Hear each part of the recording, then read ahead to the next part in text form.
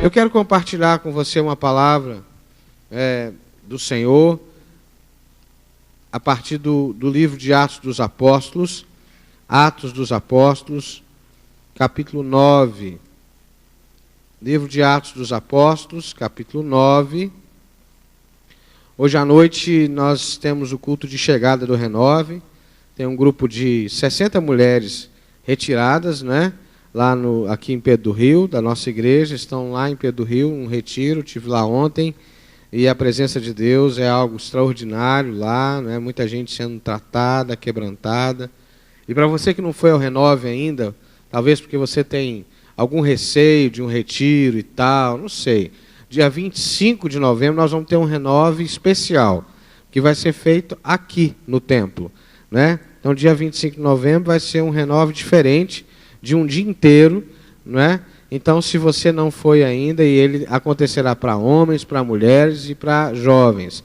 Então, dia 25 de novembro, anota aí, logo, logo nós vamos ter as informações direitinho. Atos 9.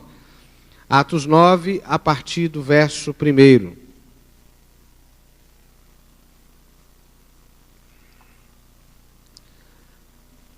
Mesmo assentados, mas com reverência à palavra de Deus, Atos 9 diz assim: Saulo, respirando ainda ameaças e morte contra os discípulos do Senhor, dirigiu-se ao sumo sacerdote e lhe pediu carta para as sinagogas de Damasco, a fim de que, caso achasse alguns dos que eram do caminho, assim homens como mulheres, os levasse presos para Jerusalém.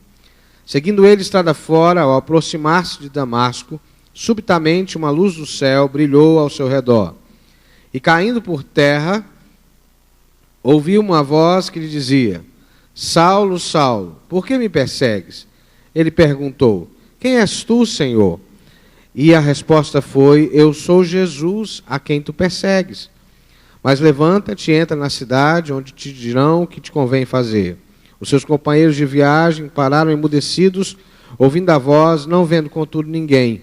Então se levantou Saulo da terra, e abrindo os olhos, nada podia ver, e guiando pela mão, levaram-no para Damasco.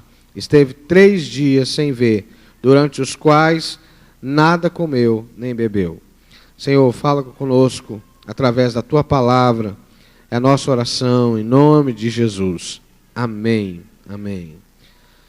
A palavra que Deus trouxe ao meu coração nessa manhã tem a ver com o movimento de Deus na nossa vida.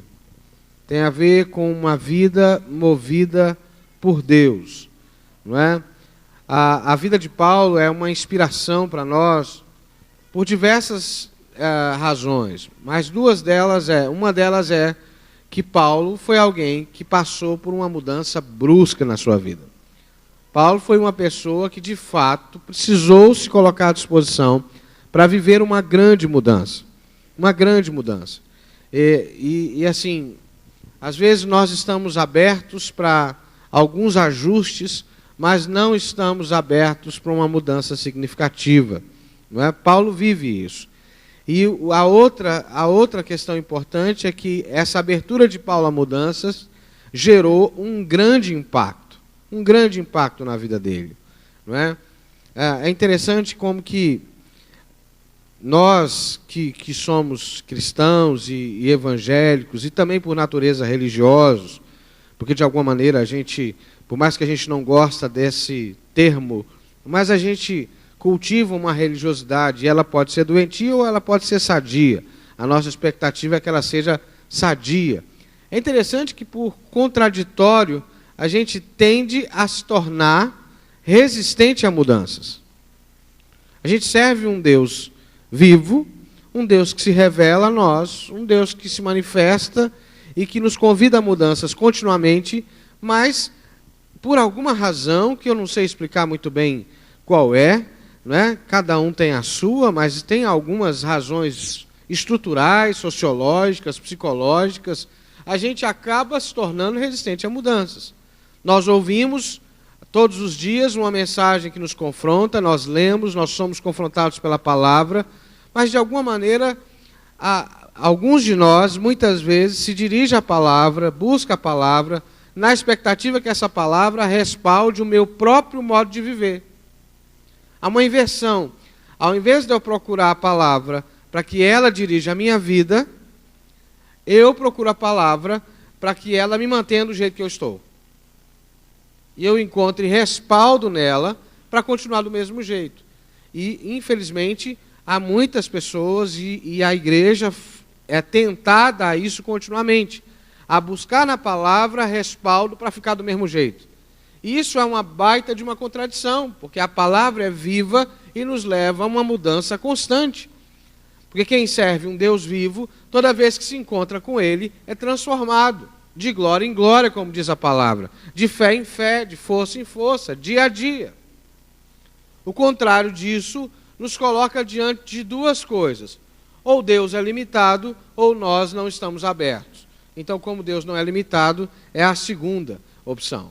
E eu quero pensar com vocês, a partir da vida de Paulo, sobre coisas que caem, ou que precisam cair, na medida que nós temos um encontro contínuo com Deus, e coisas que Deus levanta na nossa vida. Forças que Deus levanta na nossa vida. E aí, a ideia de Saulo aqui, a experiência dele, dá algumas referências para a gente. A primeira coisa que cai na vida de Saulo é a fraqueza da perspectiva do sucesso humano. É interessante que o texto começa dizendo que Saulo tinha a carta e a autorização dos sumos sacerdotes para perseguir cristãos. Saulo é um cara que desenvolve uma trajetória pessoal, uma corrida pessoal de autopromoção. Ele promove o apedrejamento de Estevão, né?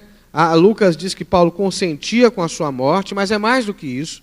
Saulo promove uma verdadeira corrida contra os cristãos, entrando na casa das pessoas, arrastando as pessoas pelas ruas, chamando para si o título de defensor da verdadeira fé judaica. E à medida que Deus se encontra com ele no caminho, que o próprio Jesus se apresenta para ele, é interessante que, creia você ou não, mas essa experiência tem se repetido nos dias atuais. Hoje no Oriente Médio, o Senhor Jesus Cristo ressuscitado, como fez com Saulo, tem se apresentado, e lembra que aqui já é depois da ascensão, né? Depois de Jesus voltar aos céus, ele se apresenta para Saulo. Jesus tem feito isso hoje no Oriente, e tem histórias de terroristas que estão aceitando Jesus porque tiveram uma visão de Jesus, que estão deixando a sua religião e passando a ter uma vida porque o próprio Cristo se apresentou para elas e elas foram confrontadas por ele. Mas Cristo se apresenta para Saulo e diz para ele: Saulo, Saulo, por que você me persegue? Por que você me persegue? E cai então esse moço que está cheio de autoridade, cai no chão cego, sem enxergar. E o pior é que só ele percebe isso. Os que estão à sua volta percebem um barulho, um estrondo, mas não conseguem discernir o que está acontecendo. Cai o castelo de areia dos projetos humanos. Cai o castelo de areia das nossas convicções, forjadas e arrumadas com muito esforço, não é? Às vezes a gente sabe que está errado, mas a gente monta uma estrutura de defesa da nossa ideia equivocada. A gente justifica muito. Aquilo que precisa ser muito justificado já começa errado, não é? Porque o que é real e verdadeiro não precisa de muita justificativa. Ele se defende sozinho, se apresenta sozinho. A segunda coisa que cai é a pretensão de saber tudo a respeito de Deus. Porque a primeira pergunta que Saulo faz é: quem é o Senhor? Engraçado que ele é o cara que está defendendo o Deus vivo e verdadeiro. Mas quando Deus se apresenta para ele, ele diz assim: quem é o Senhor? Quem o Senhor é? Ou seja, quando a nossa vida é impactada pela presença de Deus, a gente se dá conta do quão pouco nós conhecemos o Senhor. De como Deus está além das nossas pretensões religiosas. De como Deus está além da visão que nós já temos dele. Não é? Quem é o Senhor? Cai por terra uma religiosidade pronta, fabricada, que cabe dentro de um pacote. E Saulo começa a reconhecer uma coisa nova que Deus está fazendo, que é a manifestação de Cristo. Porque uma coisa que os judeus ignoraram e que o povo de Israel ignorou é que a revelação de Deus não tinha parado em Abraão. A revelação de Deus não tinha parado em Moisés. Eles pegaram um pedaço da revelação de Deus e cristalizaram, e transformaram aquilo num ídolo, e disseram assim, é isso que Deus é. Só que Deus estava se auto-revelando, Deus estava se mostrando. E é por isso que Jesus Cristo vem e eles não reconhecem. E às vezes a gente faz a mesma coisa. Nós pegamos a porção que nós temos de conhecimento de Deus, e eu me incluo nisso. Nós pegamos a porção que nós temos de conhecimento de Deus e nós dizemos, pronto, Deus é isso. Só que, na verdade, Deus é sempre mais e além de tudo que a gente já conhece. O interessante é que quando a gente engessa a nossa compreensão de Deus, a tendência de irmos contra a própria vontade de Deus é muito grande.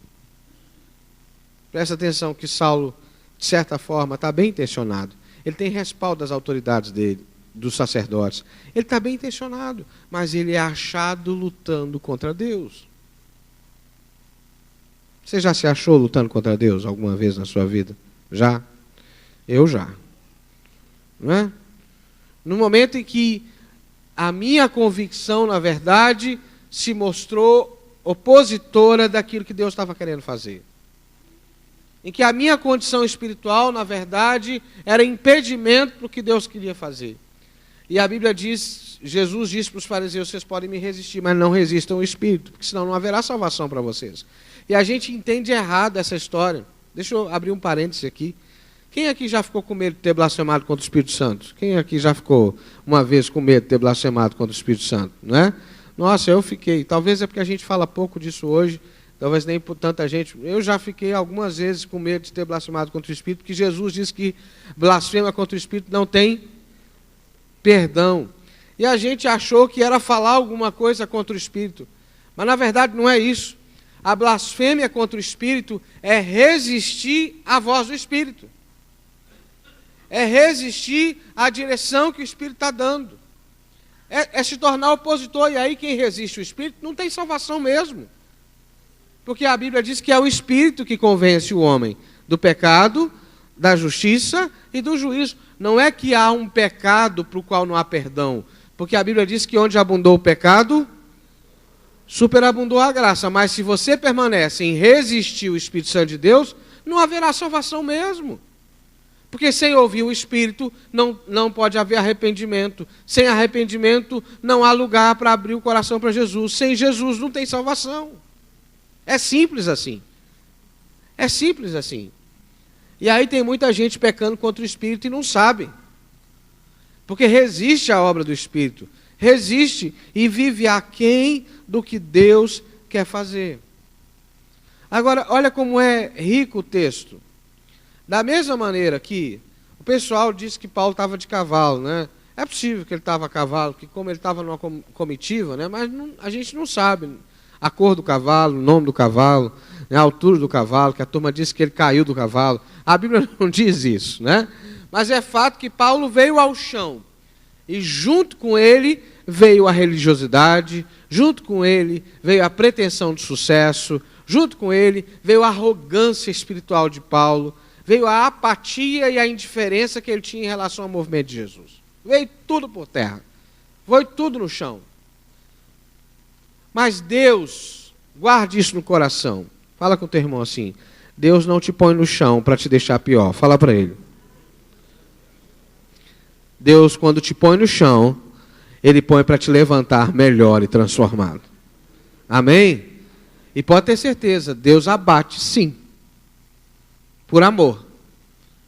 Há momentos, quando Deus percebe que há uma disposição no nosso coração de buscá-lo, mas a gente está fazendo isso na ignorância, na carne, às vezes Deus põe a mão mesmo e nos joga no chão para a gente se dar conta do lugar onde a gente está. O coração que é indiferente a Deus, Deus não vai forçar ninguém a nada. Mas às vezes eu estou querendo, estou procurando, mas estou procurando no lugar errado, da forma errada. Então Deus me joga no chão para poder me levantar depois. E como é que Paulo se levanta? Qual é a mudança que acontece com ele? A primeira coisa, queridos, é que Paulo deixa de conhecer a Deus teoricamente e passa a ter uma experiência pessoal com ele. Paulo havia sido doutrinado aos pés de Gamaliel, um dos rabinos mais conceituados do Israel daquela época. Paulo conhecia a lei como ninguém, não é? Conhecia as escrituras como ninguém. Paulo, as escrituras que a gente vê Paulo citando, os pergaminhos, não eram uma coisa comum como a gente tem a Bíblia na nossa mão. Sabe por que nas cartas de Paulo tem tantas referências à Bíblia, a Salmos? Porque ele sabia de cor. Entendeu? Ele sabia de cor. E ele cita vários trechos da Torá, das Escrituras, de cor. Porque os pergaminhos não eram igual a gente tem a Bíblia aqui. Era uma coisa muito rara na mão dos escribas. Paulo sabia de cor. Mas era um conhecimento teórico. Teórico. Faltava uma experiência pessoal. E a partir desse momento, do mover de Deus na vida de Paulo, Paulo passa a ter uma experiência pessoal com o próprio Cristo. E é interessante que o nome dele era Saulo. Saulo. E Saulo faz referência a quem? Vocês sabem? Saulo faz referência a Saul, o rei Saul. O nome Saulo faz referência a Saul. E Paulo significa o quê? Pequeno. Paulo é pequeno. Do moço que lembra o nome do rei, ele passou a ser pequeno. E ele mesmo vai dizer que aquilo que era tido por ele como grandioso, ele considerou lixo para poder ganhar Cristo. Perda para poder ganhar Cristo. Paulo percebeu que, na verdade, todo aquele volume de coisas que ele trazia com ele, como glória, como motivo de orgulho, era motivo de perda, e ele se faz pequeno. Então, o cara que tinha um conhecimento teórico de Deus, agora tem um conhecimento pessoal. Aquele que se sentia grande, agora se sente pequeno. E ele que sabia tudo, ou seja, que já tinha uma determinação certa do que ia fazer. Eu vou prender cristãos, eu vou perseguir cristãos. Agora ele é dirigido pela voz de Deus. Que ele está completamente perdido. Ele toma consciência de que perdida é a condição dele. E Deus diz assim: vai para a rua direita, que eu vou mandar alguém para orar por você. Segue para Tarso, segue para Damasco, mas vá de uma forma diferente. Vai e entra lá, porque eu vou mandar alguém ao seu encontro. Você percebe a mudança? A gente tem que tomar muito cuidado, irmãos, quando nós nos tornamos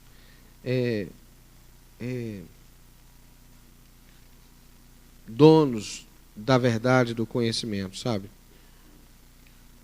Quando a gente entra numa condição que vale o que eu penso, o que eu quero, o que eu acho. Quando eu começo a dizer ninguém tem nada com a minha vida.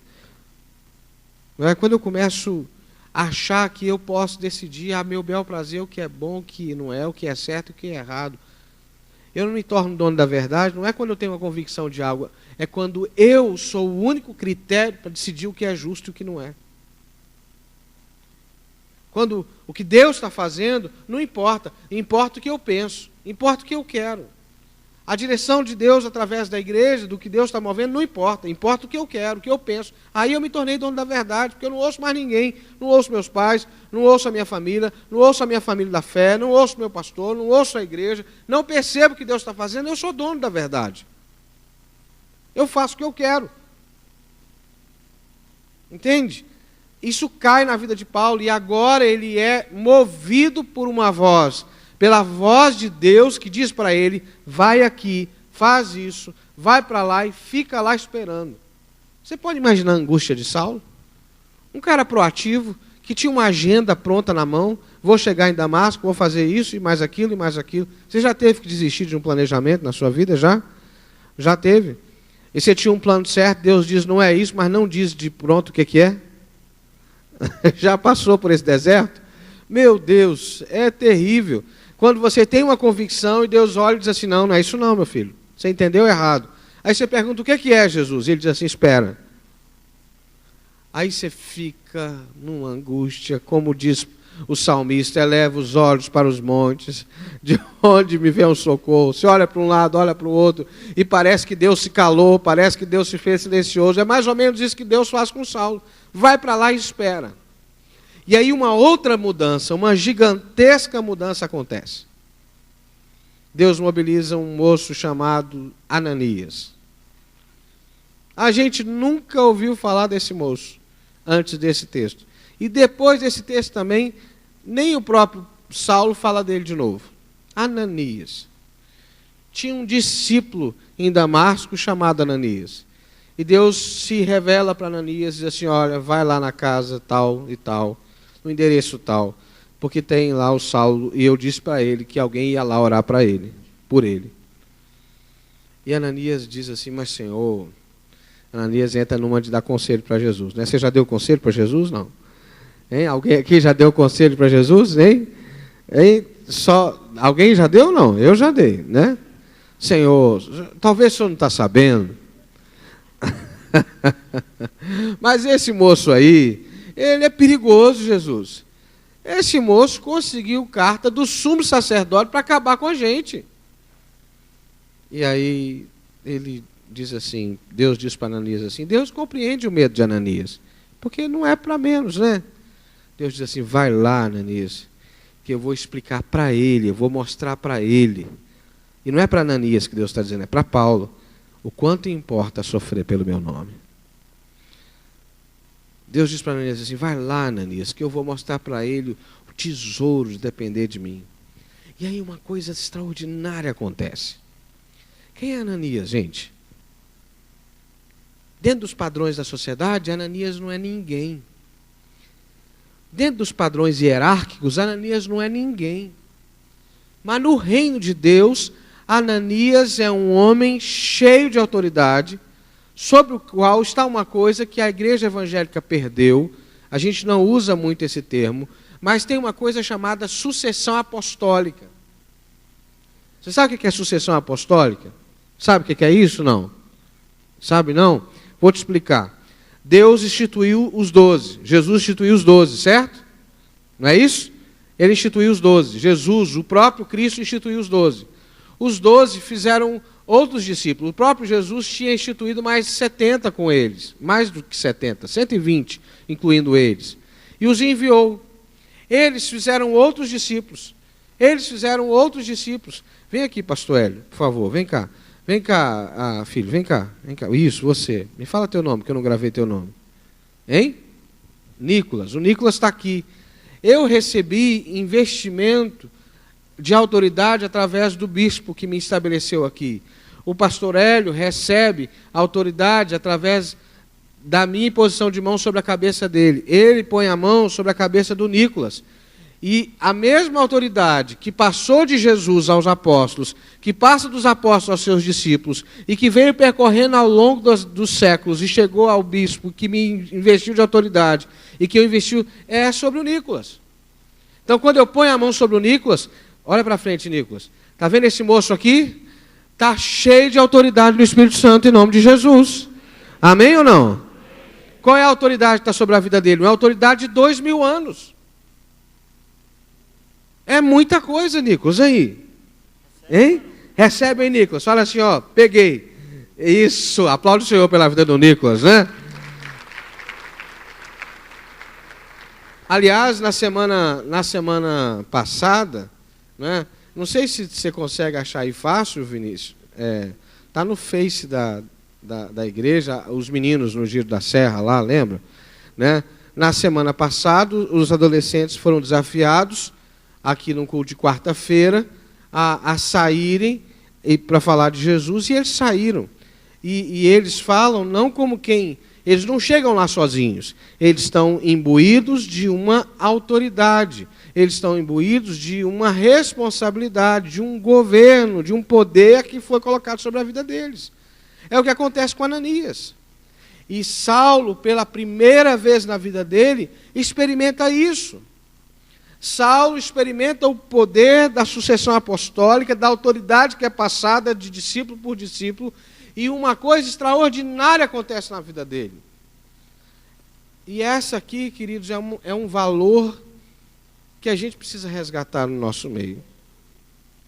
Na nossa igreja, pegou-se uma frase fora de contexto. Quando eu digo da nossa igreja, eu não estou falando aqui na catedral. Estou falando na igreja metodista de uma maneira geral.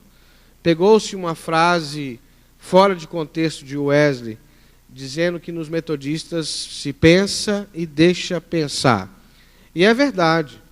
A gente pensa e deixa pensar, mas dentro de um trilho, dentro da revelação da palavra de Deus, dentro da direção da palavra de Deus, porque senão vira bagunça. Não é? Se não tem governo, se não tem autoridade espiritual, se não tem direção da palavra, se não tem instrução, se não tem sucessão apostólica, vira bagunça. É cada um dono de si, cada um governa e decide. E a gente confundiu igreja com democracia. Igreja não é democracia, igreja é teocracia, onde o Senhor governa sobre nós. No caso da nossa igreja, nós somos uma igreja de governo participativo. Não é? Nós somos um povo que ouve a Deus, mas nós nos submetemos à autoridade do Senhor sobre a nossa vida. Ouve aí, esses meninos estão debaixo de autoridade de sucessão apostólica. Não sei se dá para apagar a luz aqui, Vinícius? Por favor.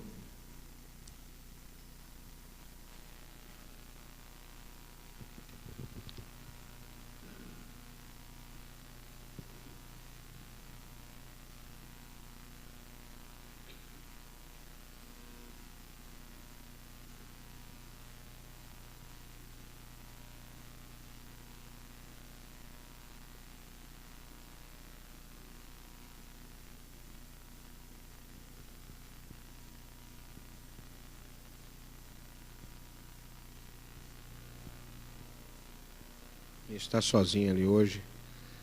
Vamos lá, Vinícius.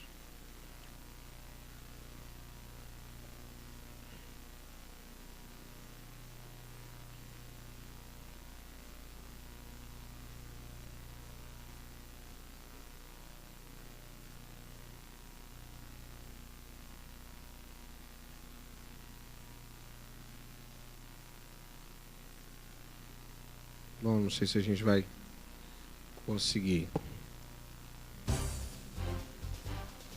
Obrigado. Eu, Júlio Serra, com vocês aqui mais uma vez, sempre aí na Noite Petropolitana, sempre procurando as melhores pautas e trazendo aqui pra você, petropolitano aí de casa. Estou aqui com dois rapazes, olha só, que interessante, isso aqui foi muito legal. Você é o? Breno. Você? Davi. Rapaz, vocês têm quantos anos? Eu tenho 16. Eu tenho 11. Rapaz, 16 e 11 anos, abraço grátis. Da onde que veio essa ideia, mestre? Tu chegar e começar a dar abraço grátis para as pessoas, assim? Você vai na rua mesmo, assim, dá cara na coragem, oferece abraço? Como é que é? A gente, nessa quarta-feira, toda quarta-feira a gente tem um encontro de adolescentes na nossa igreja. E nessa quarta-feira a gente foi desafiado, o nosso grupo, a criar algo que, saia um pouco das quatro paredes da igreja e falar um pouco sobre o amor de Jesus e tal. E aí, Acontece, se na gravação acontece. Acontece, é. A gente teve a ideia de falar do amor de Jesus pelo um abraço, por uma oração, porque às vezes as pessoas elas precisam de um abraço no dia, o dia foi ruim e o abraço ele cura, entendeu? E a gente teve essa ideia, a gente se juntou, nossos amigos que estão por aí pela cidade também, e a gente decidiu separar esse dia para falar do amor de Jesus e dar abraços grátis. E de que igreja que você é? A gente é da Catedral, Catedral Metodista. Beleza, então, olha só. Tem muita gente que chega pra vocês e fala: não vou dar abraço nenhum, não quero nada não, finge que vocês não são ninguém. Tem gente que faz isso, realmente? Faz bastante. Mas, assim, a gente fica um pouco triste, né? Porque, às vezes a pessoa passou por alguns problemas, algumas dificuldades pelo dia. Mas, assim, a gente crê que tudo tem um porquê. E se ela não recebeu o abraço hoje, talvez amanhã, quem sabe, a gente nunca desiste, entendeu? Porque tem pessoas que precisam. Olha que excelente, esse é o Júlio Serra, como sempre, Okay. sempre fazendo uma matériazinha, mostrando pra você aqui o que tem de melhor. Obrigado, Vinícius. Percebe? Agora, recentemente, duas jovens, eu não vi ainda, mas me disseram, da Igreja Batista Atitude, ali na Barra, compraram ingresso para o Rock in Rio e foram para lá testemunhar Jesus. Não é diferente de alguns dos nossos irmãos que ficam postando foto lá no Rock in Rio, dizendo, estou aqui, uhul, né? Elas estavam lá para poder anunciar Jesus e fizeram uma diferença fantástica, não é? na vida de pessoas ali. Pode parecer pudica a minha fala, religiosa, descontextualizada, mas eu quero te dizer o seguinte: a sua vida muda completamente de direção quando você se coloca debaixo da autoridade apostólica que está sobre a vida da igreja. Você pode até ser membro da igreja e viver uma vida mundana. É uma decisão sua. Mas você nunca vai viver os resultados de uma vida de obediência a Cristo se você não submeter à autoridade que Deus estabeleceu sobre a igreja. Paulo faz isso. Paulo se submete e o estrondo da vida dele, o resultado que ocorre da vida de Paulo é fantástico. Ele, que é o perseguidor da igreja, se torna o maior dos apóstolos. Milhares e milhares e milhares e milhares de vidas continuam sendo ganhas pelo ministério de Paulo. Eu estou aqui 2000 anos depois falando do ministério dele. Porque ele deixou que algumas coisas que estavam muito bem estruturadas na vida dele caíssem. E que Deus levantasse uma outra realidade. E é Ananias. Não é nenhum dos apóstolos, não é Pedro, não é Tiago, não é João, é Ananias, um moço sem expressão que a gente só ouve falar dele uma vez. Mas quando Ananias coloca sobre ele a mão e Paulo se submete a essa autoridade, a vida dele se transforma, a vida dele muda. Eu tenho visto, irmãos, ao longo da minha vida, e especialmente nos últimos anos, a bênção da obediência. O quanto é bom obedecer àquilo que Deus tem revelado à sua igreja. O quanto é bom se colocar debaixo da nuvem que Deus mandou sobre a igreja, da visão que Deus derramou sobre a igreja, da unção que é revelada sobre a palavra. Como é precioso deixar que a minha vida seja estruturada pelo movimento de Deus e não esperar que o movimento de Deus me acompanhe. Porque quando a gente sai dessa premissa de que eu acompanho o movimento de Deus, na verdade, eu fico na expectativa que Deus me abençoe, que Deus me acompanhe. Eu vou fazer uma prova e dizer, Deus só podia me abençoar. Eu arrumo um namoro novo, Deus só podia me abençoar. Eu vou fazer uma coisa, mas eu não perguntei a Deus antes. Eu não perguntei se aquilo é a agenda de Deus. Eu não perguntei se é a vontade de Deus. E depois dá errado, eu digo, por que Deus não impediu? Não impediu, você escolheu viver sozinho. Você se escolheu se colocar no lugar de Deus. E dizer para Deus onde Ele deve agir. É nós que temos que entrar na agenda de Deus. Nós que temos que entrar na revelação de Deus. Nós que precisamos alinhar a nossa vida com Deus.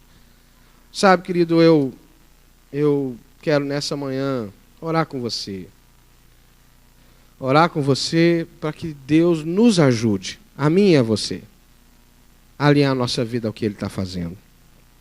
Porque se a nossa vida estiver alinhada ao que Ele está fazendo, os frutos dessa vida serão incomparavelmente maior do que tudo que a gente produz com a força do nosso braço. Amém? Quero te convidar a ficar em pé e nós vamos orar. A gente podia cantar de novo aquela canção que cantamos, Santo Espírito, és bem-vindo aqui. E eu não posso testemunhar para você uma única vez que Deus me corrigiu a rota. Eu tenho uma série de testemunhos, de momentos, onde Deus corrigiu a rota da minha vida. Onde eu achava que estava fazendo o que Deus queria e de repente Deus abriu os meus olhos e mostrou algo maior. Porque a nossa visão é sempre parcial. Então há um momento marco sim na minha vida, onde eu decido que eu não governo mais. Mas essa decisão precisa ser renovada a cada dia. De tempo em tempo Deus está me alertando a renovar essa decisão. Porque há uma tendência nossa, a autonomia, a viver o que eu entendo por bom e por certo. Feche os seus olhos. Ah, Senhor, eu estou aqui, Pai, como meu irmão e minha irmã que está aqui no banco. Nós estamos na mesma condição. Porque a palavra do Senhor vem sobre nossa vida, sobre a minha vida e sobre a vida deles. E devem haver coisas na minha vida e na vida deles que, como caiu na vida de Paulo, precisa cair na minha vida, precisa deixar de ter força e governo. E há outras coisas que o Senhor quer levantar, há outras coisas que o Senhor quer fazer. mas isso passa por uma decisão. Isso passa por uma escolha concreta, firme, de agradar a Deus, de ouvir a voz do Senhor. Então, em nome de Jesus, move nosso coração nessa direção. Se você, querido, quer alinhar o seu coração com o de Deus, sai do seu lugar e venha até o altar e diga: Senhor, eu quero fazer isso. Eu quero alinhar meu coração com o teu, eu quero alinhar a minha vontade à tua, eu quero viver o teu plano sobre minha vida. Sai do seu lugar e venha ao altar, em nome de Jesus.